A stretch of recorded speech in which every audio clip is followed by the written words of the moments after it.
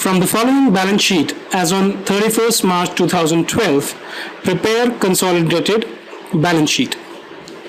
Okay, so you're given fixed assets, investments in 90% of shares of S Limited.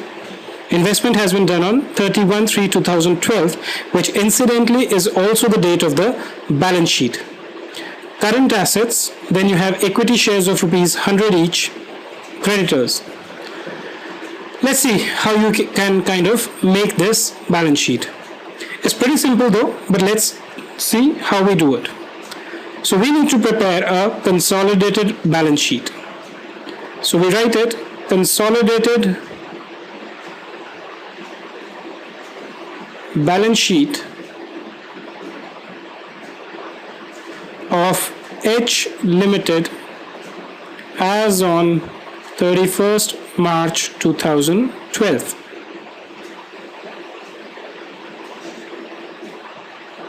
Right? I'm going to prepare the T-shaped balance sheet, okay? Not going as per the schedule 6 right now, but we'll move on to it as we go ahead. So the first thing that we have is the fixed assets.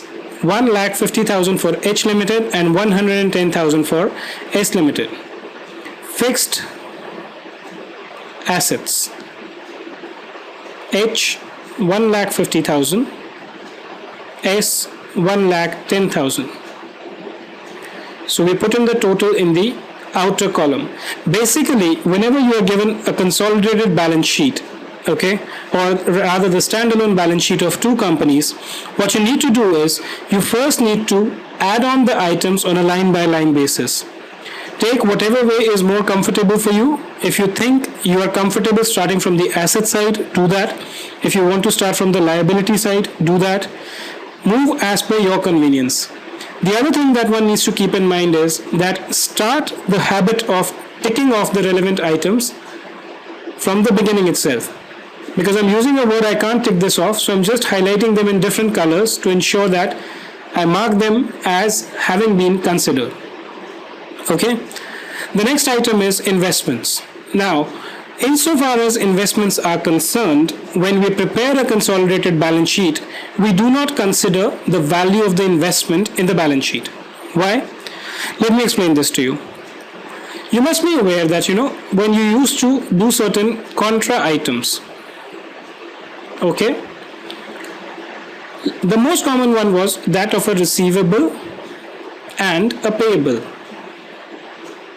Right? So let's say there's a company A.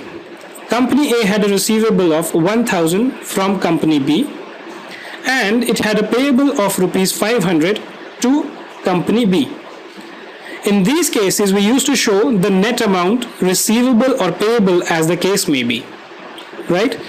Now, if you apply this logic here, what is happening is that there is certain amount of investments which are done by H Limited into S Limited, which is its subsidiary. Okay?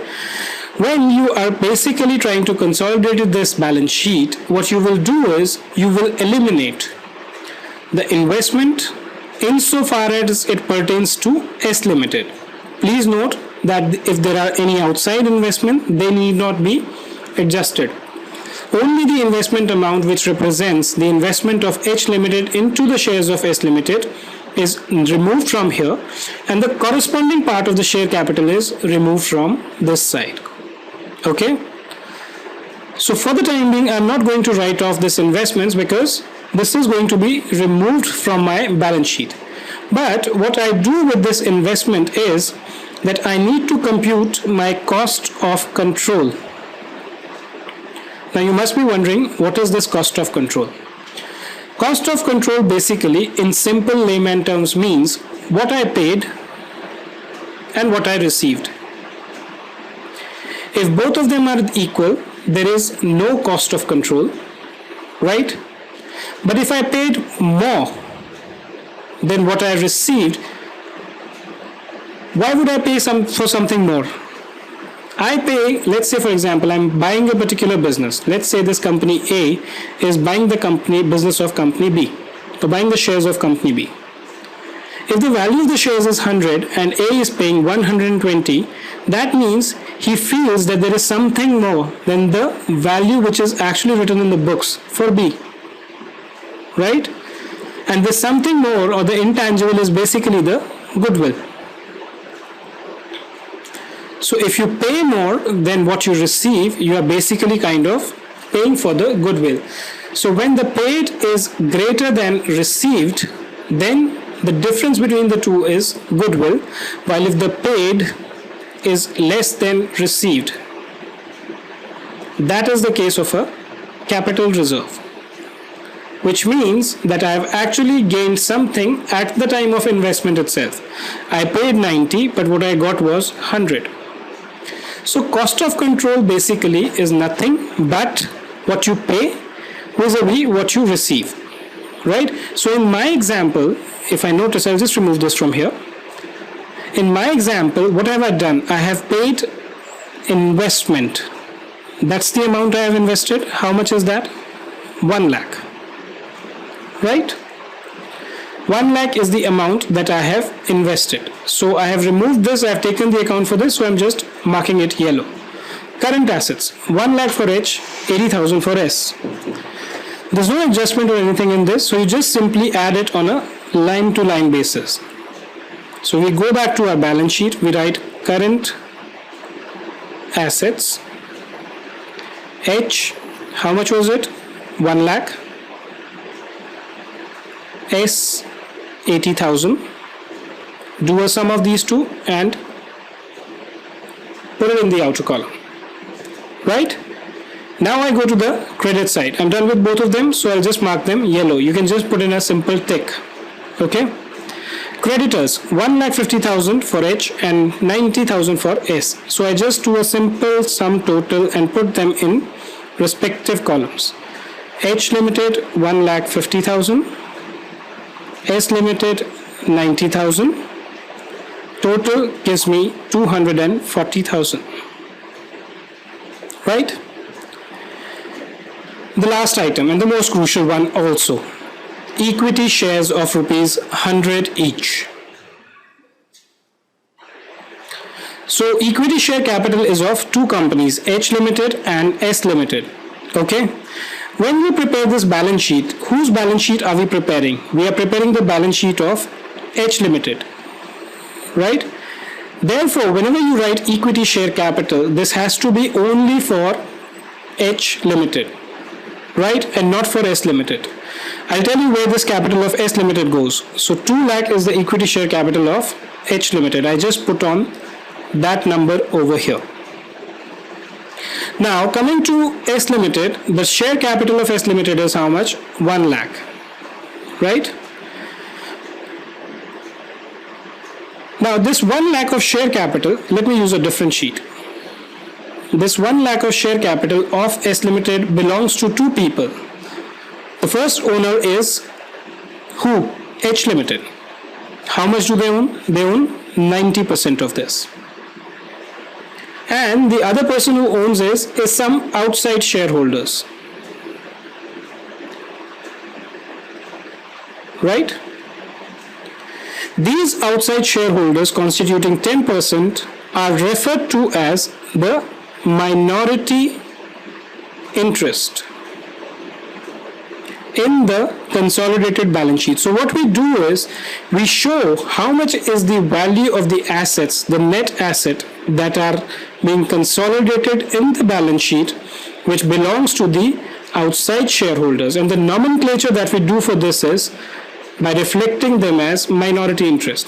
So they own 10% of 1 lakh or 10,000, right? We'll show this minority interest in the balance sheet, right?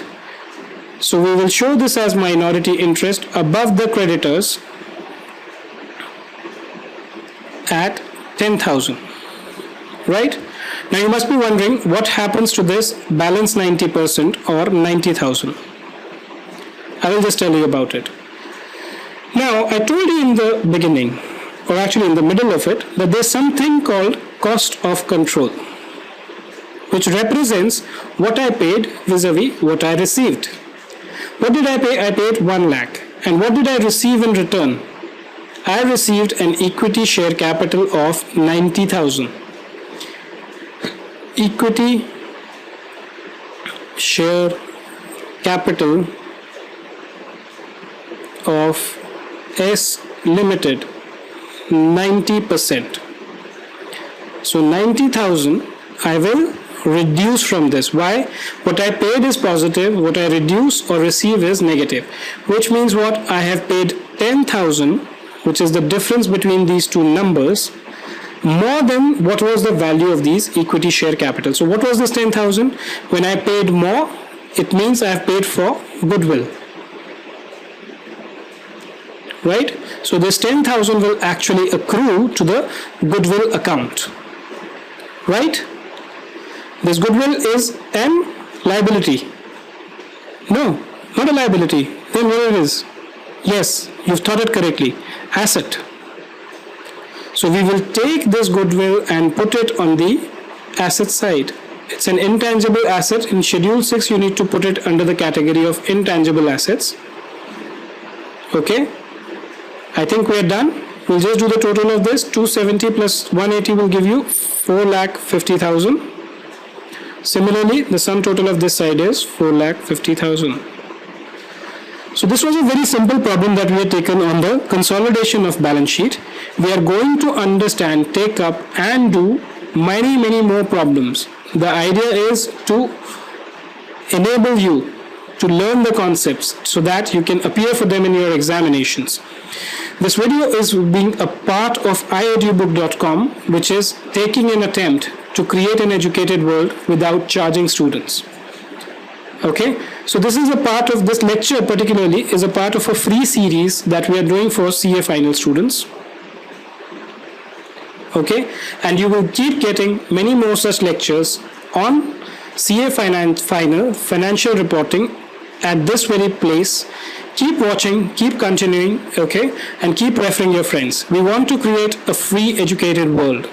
The effort is to educate you, and if you buy into the idea, if you want that this is something, yes, it's something which is worth spreading, do let your friends know as well. Okay, at some stage